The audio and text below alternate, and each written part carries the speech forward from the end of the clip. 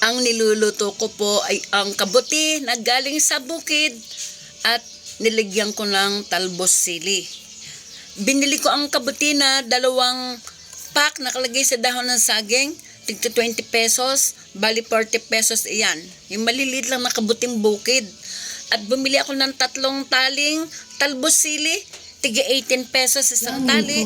Nilagay ko lahat, kaya 54 pesos ang talbos sili.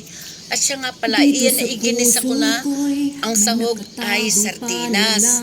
Ganun po yun guys. At nang naluto na, ay kasarap po pala ng ganitong luto guys. Iginisa ko lamang iyan sa mantika, bawang sibuyas, patis. Tapos yung sardinas na. Tapos niligyan ko lang ng umami. At ayan po, pinakulo-kulo ko po.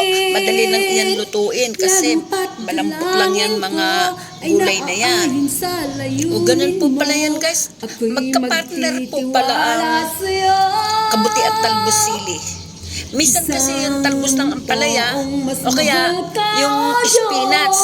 Yan, magkapartner din po yun. O kaya yung dahon ng malunggay. Ganun po yun. Ngunit dito nga ay ang kabuti at talbos sili ang aking pinagpartner.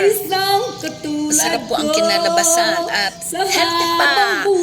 Ganun po yun guys. Maraming salamat. Ako na yung magpapaalam. Bye bye.